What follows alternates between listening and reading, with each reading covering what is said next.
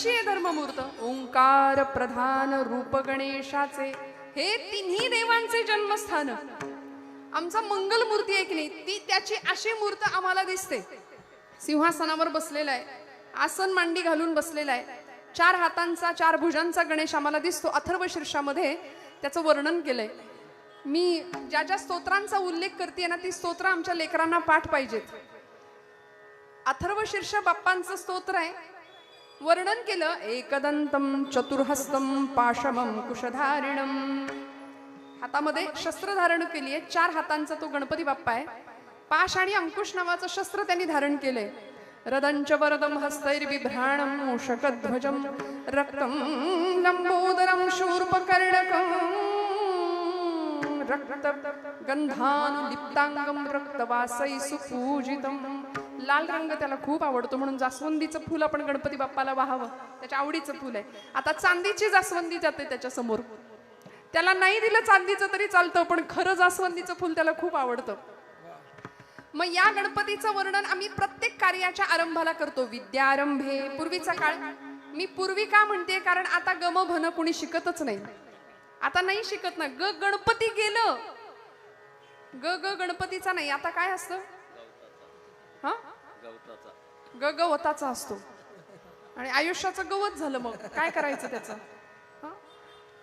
ग गणपती गेला ना निघून. पूर्वीचा काळ असा होता की मोठी माणसं लहान मुलांना पाठीवर शिकवायची. आता प्रत्येक कार्ट्याच्या हातात मोबाईल आहे, ते डबड आहे.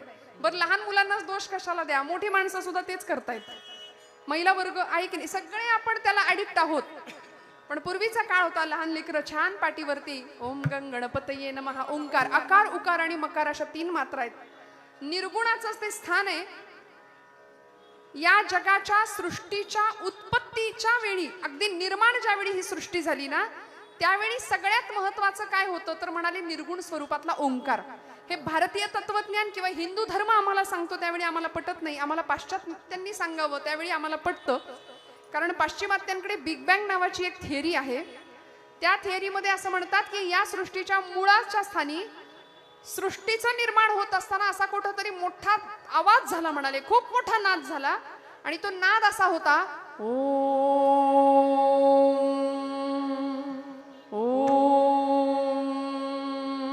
हा नाद, याला बिग बँग थिअरी असं पाश्चात्यांनी नाव दिलं. ते आपलंच त्यांनी उष्ट उचललं आणि आपल्याला नव्या रूपाने मांडलं. आपल्याला वाटतं अरे बापरे, त्यांनी आपल्याला दिलंय. असं नाहीये. आपण खूप श्रीमंत आहोत. आपल्या भारतीय परंपरेमध्ये, हिंदू धर्म तत्वज्ञानामध्ये प्रचंड श्रीमंती आहे, आपण ती घ्यायला तयार नाही बरं का. कारण काय झालंय, आपल्याला असं वाटतं की आम्हाला खूप कळतं. संतांचं ऐकावं ही धारणाच आमच्या मनामध्ये नाहीये. संतांनी आम्हाला सांगितलं ना की मंगलमूर्ती कसा आहे, धर्माची तू मूर्ती, पाप पुण्य तुझे हाती. सगळे आमच्या पापाचा पुण्याचा लेखाजोखा त्याच्याकडे. आम्हाला वाटतं त्याला कुठं काय दिसतं, त्याला कुठं काय कळतं. पण तुलसीदासजी म्हणतात, चीटे के पाव में घुंगरू बजे वो भी नाद श्री रघुनाथ सुने. इतकं त्याचं आमच्याकडे लक्ष आहे. आम्हाला वाटतं त्याला कुठं काय कळतंय, वाटेल तसं वागूया, धर्माने वागायचंच नाही. धर्म धर्म या शब्द, अलीकडे धर्म हा शब्द उच्चारला की लोकांची डोकी भडकतात. संवेदनशील वातावरण निर्माण होतं. मी जाणीवपूर्वक बोलते. धर्म या शब्दाचा अर्थ आहे काय करायचं आणि काय करायचं नाही. डूज आणि डोंट्स आमच्या शास्त्रांनी आम्हाला सांगून दिलेत. विधी आणि निषेधात्मक व्यवस्था आमच्या शास्त्रांनी परंपरेने आम्हाला दिली की जीवन जगत असताना काय काय करावं आणि काय काय करू नये हे जे सांगतं त्याला म्हणायचं धर्म. धारणात धर्म इत्याहुहु धर्मो धारयते प्रजा. म्हणून या धर्माचं पालन करावं असं आमच्या तुकोबरायांनी सुद्धा वेळोवेळी सांगितलं. धर्माचे पालन, धर्माचे पालन, धर्माचे पालन, धर्माचे पालन, करणे पाखंड खंडन, करणे पाखंड खंडन, करणे पाखंड खंडन, करणे पाखंड करणे पाखंड खंडन, करणे पाखंड धर्माचे पालन, करणे पाखंड खंडन, करणे पाखंड खंडन, करणे पाखंड खंडन,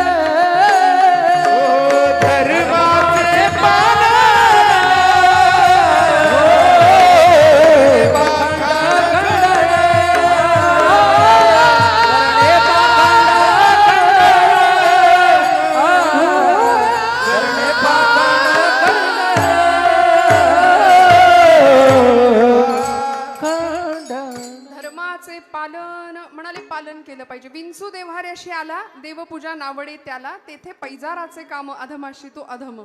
धर्मपालन करायला शिकवलं, कारण आमचा भगवंत धर्माची मूर्त आहे. आम्ही आमचा धर्म जर पालन करायचा असेल तर सगळ्यात पहिली गोष्ट आमच्या कपाळाला गंध पाहिजे. आहे का? असतो का? शाळेमध्ये सांगतात लावू नका, टिकली लावून देऊ नका. हा, टिकली लावून यायचं नाही. काय करू, माझे विषयच ते आहेत. विठ्ठल विठ्ठल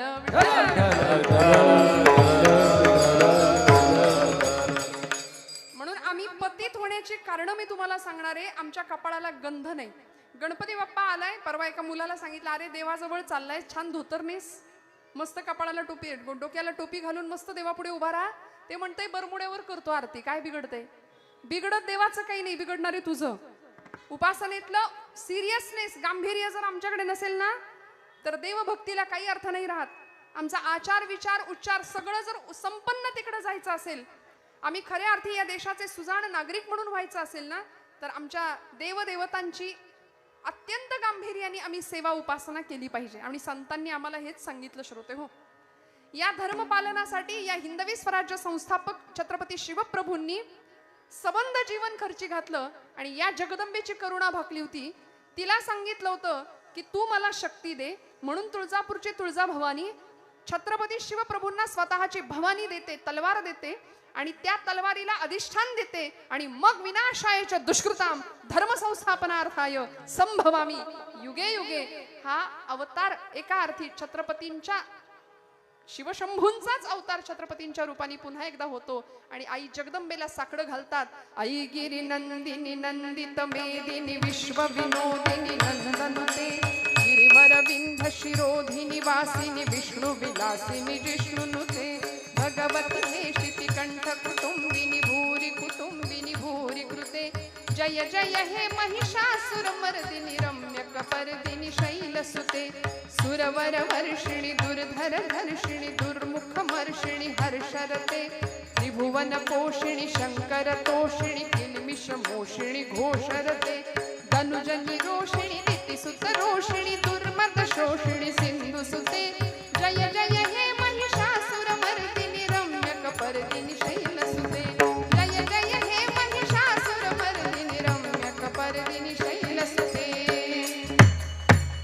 जगदंबा माता की 35% बरं का, काठावर पास. काही जेवण नाही झालं का? खणखणीत आवाज येऊ द्या, बोला जय श्रीराम जय श्रीराम. आवाज आला पाहिजे, आवाज घुमलाच पाहिजे. छत्रपतींनी धर्माचं अधिष्ठान समोर ठेवलं, जगदंबेकडे करुणा भाकली. त्याचा परिणाम असा झाला, आई जगदंबेची पूर्ण कृपा झाली, स्वराज्य आकाराला आलं. मंगलमूर्तीचं अधिष्ठान समोर ठेवलं, धर्मभावना हृदयातली जागृत ठेवली. म्हणून तर पुण्यामध्ये, आपण पुण्याची माणसं आहे, आपल्याला काय कमी आहे, पुणे तिथे काय उणे. म्हणून तर आमच्या ज्ञानोबा माऊली सुद्धा म्हणलेत, पुण्याची गणना कोण करी. तुम्ही जागे आहेत ना?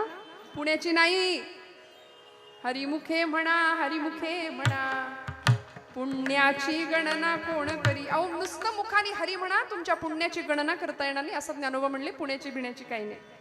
पण पुणे तिथे काय उणे, पुणे विद्येचं माहेर घर आहे, आपण सगळे पुणेकर आहात. पण तरी सुद्धा कीर्तनातली गर्दी, दादा हे दुसरं वर्ष आहे ना, पुढच्या वर्षी तुम्हाला अजून काहीतरी मोठी जागा बघावी लागेल, अशा पद्धतीने वाढेल. तुम्ही म्हणजे याची खात्री बाळगा, कारण हे धर्माचं काम आहे, कारण हे बाप्पाचं काम आहे, हे देवाचं काम आहे. आणि जिथे देवकार्य आपण करतो ना, तिथं देव सहाय्यभूत होतो आणि तोच सगळं करतो, आपण काहीच नाही करत. आपण काही नाही करत. विठ्ठल विठ्ठल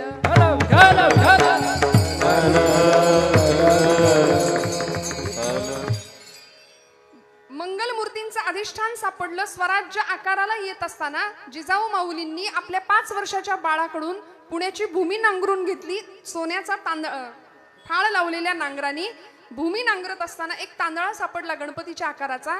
कसबा गणपती म्हणून पुण्यातला पहिला मानाचा गणपती म्हणून त्याची प्रतिष्ठापना झाली.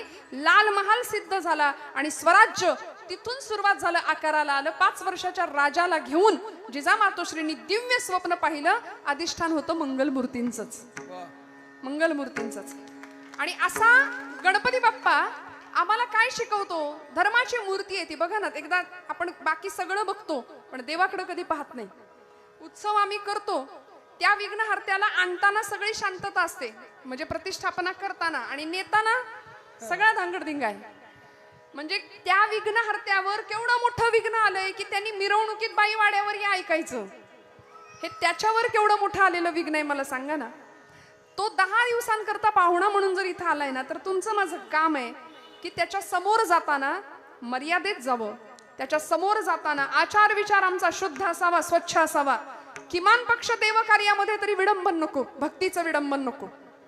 मग बाप्पाची मूर्ती आम्हाला समजून घ्यावी लागेल. कसा आहे मंगलमूर्ती? वक्रतुंड महाकाय, त्याचं रूप सांगितलंय. सूर्यकोटी समप्रभ. वक्रतुंड म्हणजे वक्र सोंड आहे त्याची, म्हणून त्याला वक्रतुंड म्हटलंय. महाकाय, मोठा आहे. कोट्यावधी सूर्यांचं तेज त्याच्यामध्ये सामावलेलं आहे. सूर्यकोटी समप्रभ निर्विघ्नं कुरु मे देव सर्व कार्येषु सर्वदा. प्रत्येक कार्याच्या आरंभाला आपण त्याचं वंदन करतो. त्या मूर्तीकडे थोडंसं बघावं आणि त्याचं ध्यान करावं. ते ध्यान करत असताना काय गणपती, आता तो गणपती फार फॅन्सी झालाय नाही का. म्हणजे सिंहासनावर बसतो, कधी ट्रॅक्टरवर बसतो, कधी अजून काही वेगळ्या आवेशात आपल्याला दिसतो. पण शास्त्राने सांगितलेली गणपतीची मूर्ती, सगुणाची पूजा ही कशी असावी? तो स्थिर आसन मांडी घालून बसलेला बाप्पा आहे. आणि खूप लक्ष देऊ नये का, त्याचंच आसन स्थिर राहतं ज्याची बुद्धी स्थिर आहे. गणपती बाप्पा स्थिर बुद्धीचं लक्षण आहे. म्हणजे आता तुम्ही टाळ्या वाजवताय, पण आता आपलंच आपण निरीक्षण करा की आतापर्यंत किती आसनं बदलून झाली आपली, आतापर्यंत किती वेळा मांडी हलवून झाली. त्याचंच आसन स्थिर आहे ज्याची बुद्धी स्थिर आहे. गणपती बाप्पा स्थिर बुद्धीचं लक्षण आहे, स्थिर बुद्धीचं प्रतीक आहे. म्हणून व्यवहारामध्ये, प्रपंचामध्ये, लौकिकामध्ये आम्ही स्थिर बुद्धी ठेवून वर्तन करणं, सारासार विचार करणं फार गरजेचं आहे. त्या पायाजवळ देवाची एक गाडी आहे. कुठली आहे गाडी? देव ज्या गाडीवर बसतो ती गाडी कुठली आहे? विठ्ठल विठ्ठल विठ्ठल.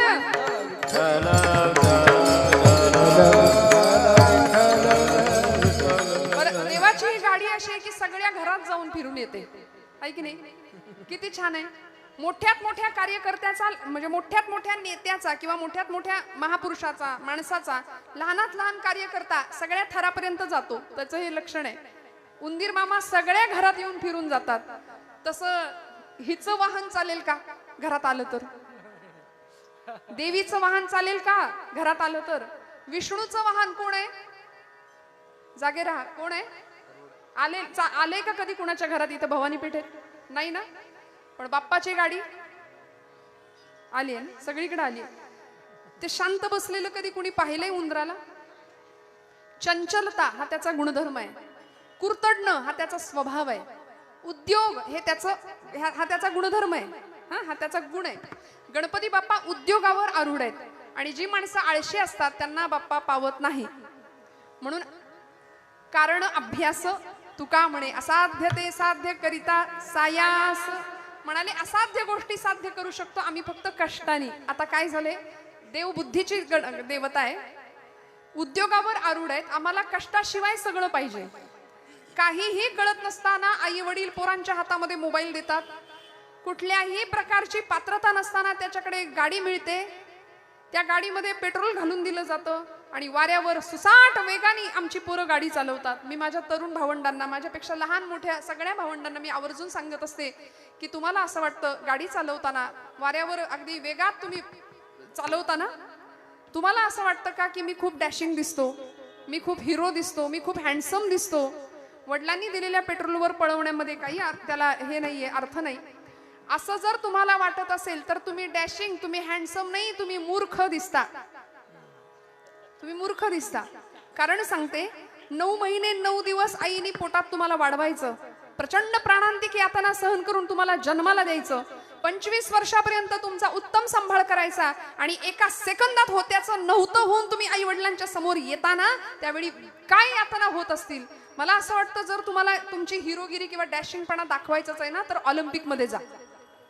तिथं नीरज चोप्रा सारखी भालाफेक करून दाखवा, मनू भाकर सारखं कुस्तीपटू होऊन दाखवा. आमची जागतिक दर्जाची कुस्तीपटू मनू भाकर भारताचं प्रतिनिधित्व करते आणि मल्ल युद्धामध्ये मुलगी असून सुद्धा प्रचंड मोठ्या प्रमाणामध्ये यश मिळवते आणि पुढे ऐका ते तिचं यश सगळं भगवद्गीतेला अर्पण करते. विठ्ठल विठ्ठल.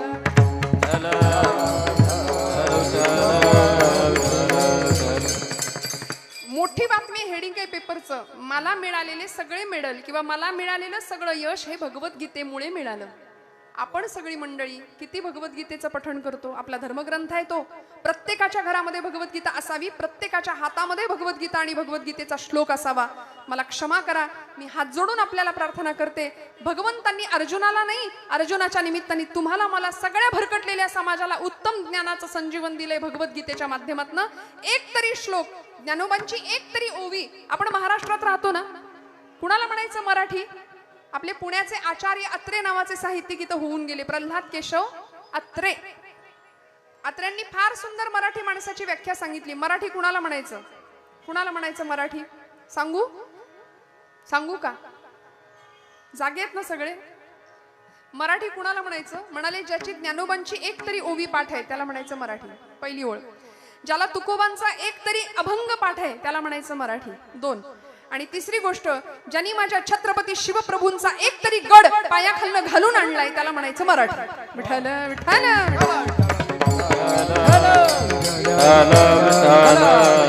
आहेत का हो आमच्याकडे हे गुण आहे का? आम्ही राजे तुम्ही पुन्हा जन्माला या किंवा छत्रपतींसारखी केशभूषा, छत्रपतींसारखी वेशभूषा आम्ही करायला पुढे मागे धावत असतो. पण या पलीकडे जाऊन राजांचं आचरण काय होतं, काय उपासना आहे, काय निष्ठा आहे, काय धर्मभावना आहे, काय श्रद्धा आहे, याचं थोडंसं आम्ही विचार चिंतन केलं पाहिजे. स्थिर मांडी आहे गणपतीची, पायाशी उंदीर आहे आणि उंदराला आखू असं संस्कृतात नाव आहे. जसं मूषक वाहन गणपतीला म्हणतात तसं त्याला आखू वहन असं म्हणतात. आणि आखू म्हणजे माया. गणपती बाप्पा आम्हाला सांगतायत संसारामध्ये मायेला डोक्यावर नाही घ्यायचं, माया पायाशीच राहिली पाहिजे, नाहीतर ती तुम्हाला बुडवेल या भवचक्रात. मोठं पोट आहे बाप्पाचं. कशामुळे झालं हो? कशामुळे पोट मोठं आहे देवाचं? मोदक खाऊन नाही ना, मोदक खाऊन नाही मोठं झालं पोट. गणपतीचं पोट मोठं आहे, त्याला लंबोदर असं म्हणतात, कारण अनंत ब्रह्मांडे उदरी हे त्याचं उत्तर आहे. अखंड ब्रह्मांडाचं उदर, सगळी ब्रह्मांड त्याच्या उदरामध्ये आहेत. एवढंच नाही, तुमची माझी पापं तो पोटात घालतो म्हणून त्याचं पोट मोठं आहे. आणि ती पापं बाहेर येऊ नये म्हणून नागपाशाने ते पोट बांधलंय. लक्ष द्या, लक्षपूर्वक मूर्तीकडे पहा. गणपतीचं पोट नागाच्या पाशाने बांधलंय देवानी. का बांधलं? म्हणून आपण आरती म्हणतो. आरतीतले शब्द सुद्धा आम्हाला नीट पाठ नसतात. कार्यकर्त्यांची सुद्धा आरती नीट पाठ नसते. माफ करा मला, कार्यकर्त्यांना सुद्धा डोक्यावर टोपी घालायची असते गणपतीच्या आरतीला, हे कळत नाही, हे शिकवावं लागतं. निदान आरती करत असताना तरी बाई ग केस बांधून राहा. परवा जळले एका पोरीचे केस आरती करताना. बाई आरतीत तरी आपण बांधू शकतो की नाही? संस्कृती आपली पाळूया ना त्या त्या वेळेपुरती. बाकीचे लोक त्यांची संस्कृती पाळतात ना, मग आम्ही का नाही आमची संस्कृती पाळायची, आमचं धर्मशास्त्र सांभाळायचं? काय आरती आहे आमची? लंबोदर पीतांबर फणीवर हा वंदना का बंधना? काय शब्द आहे? बंधना. बरोबर ना? परवा एक जण म्हणले लंबोदर पीतांबर फळीवर वंदना. म्हटलं फळीवर कुठली वंदना बसवली यांनी? काही म्हणतो एक धड आरती पाठ नाही, धड स्तोत्र पाठ नाही, धड ओवी पाठ नाही, लिंबू चमचा द्या यांच्या तोंडात, मग ते स्पर्धा करत बसणार. संगीत खुर्ची आणि लिंबू चमच्यानी आपल्या मंडळात आहे असं काही स्पर्धा? होतं का? नका करू. विठ्ठल विठ्ठल विठ्ठल. मला सांगा ना, मला सांगा, लिंबू चमच्याच्या शर्यतीत पोरांना पळायला लावायचं, काय मिळणार आहे त्यातनं?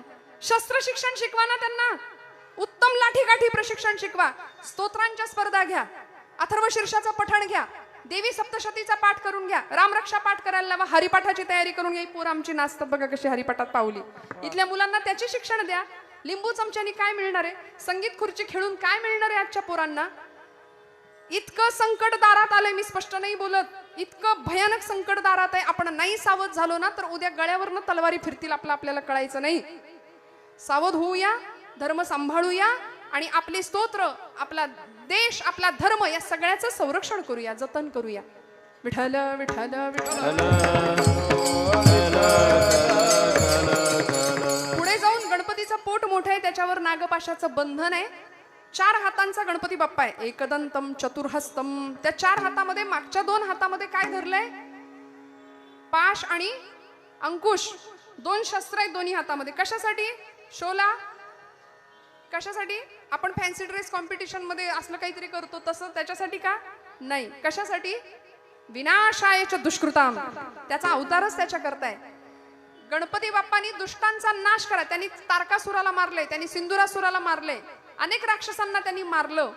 दुष्टांचा नाश व्हावा म्हणून हातात शस्त्र घेतलंय. आमचे सगळे देव शस्त्रधारी आहेत. बघा तुम्ही, प्रत्येक अवतारामध्ये हातात शस्त्र आहे. प्रत्येक देवाच्या हातात शस्त्र आहे. आणि मग हातात शस्त्र असणं हे पाप किंवा पुण्य नाही ठरत, ते घेण्याच्या हेतूवर ते ठरतं. पाप आहे की पुण्य आहे. सावरकर म्हणायचे, शस्त्र पाप ना स्वयेची, शस्त्र पुण्य ना स्वये, इष्टता अनिष्टता त्यास हेतूनेच ये. रामाच्या हातामध्ये शस्त्र होतं, रावणाच्याही हातात शस्त्र होतं, पण आपण पूजा कुणाची केली? रामांच्या कोदंडाची पूजा केली. तानपुरा बंद झाला. रामांच्या कोदंडाची पूजा केली आपण. विठ्ठल विठ्ठल विठ्ठल.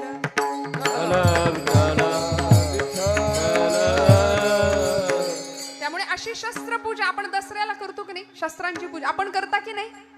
ते तेवढ्या पुरतं नसतं. इथल्या भूमीने पराक्रम पाहिलाय. इथल्या भूमीने अनेक वीरांनी, अनेक महापुरुषांनी इथं रक्त सांडलंय आणि त्या प्राणांची आहुती दिली. त्याचा गौरव किंवा त्याचं स्मरण म्हणून आपण दसऱ्याला शस्त्रांची पूजा करतो. महिषासुर मर्दिनीने 9 दिवस 9 रात्र महिषासुराचा निपात केला. तिला कुठेही वेळ नव्हता रंगाच्या साड्या नेसायला. तिला कुठेही वेळ नव्हता नटायला, थटायला आणि गरबा खेळायला. आम्ही नवरात्र असंच साजरं करतो. आता तो मेसेज काही दिवसात फिरेल बघा. अमुक दिवशी अमुक रंग, 9 दिवसाचे 9 रंग. आणि मग आम्ही आमच्या घरी जे काही डोकं खाऊ सगळ्यांचं की मला या रंगाची साडी पाहिजे म्हणजे पाहिजे त्या दिवशी नेसायला. मला माफ करा, कुठल्याही शास्त्रात, कुठल्याही धर्मपुराणात असं लिहिलेलं नाहीये की देवीनी या दिवशी अमुक रंगाची साडी नेसली होती. मला लिहिलं असेल तर मला आणून दाखवा, माझ्याही अभ्यासात भर पडेल. कुठेच लिहिलेलं नाही, असं कुठेही लिहिलेलं नाही. नको तो अट्टहास खरंच करू नका, खरंच करू नका. त्याऐवजी देवी सप्तशती, देवी भागवत, आमच्या मुलींना स्वसंरक्षणाचे धडे देऊया. आत्मिक बळ कसं वाढेल, शारीरिक बळ कसं वाढेल, मानसिक बळ कसं वाढेल याचं शिक्षण देऊया. अनेक गोष्टी येतो करण्यासारख्या आणि ते न करता आम्ही नको त्या गोष्टीच्या आहारी जातो ना, परिणामी आमचं नुकसान करून घेतो आणि या कर्मबंधनात सापडतो. तुकोबाराय म्हणतात, मला या कर्मबंधनात न सोडव. माझा सोडवी दातारा, माझा सोडवी दातारा, माझा सोडवी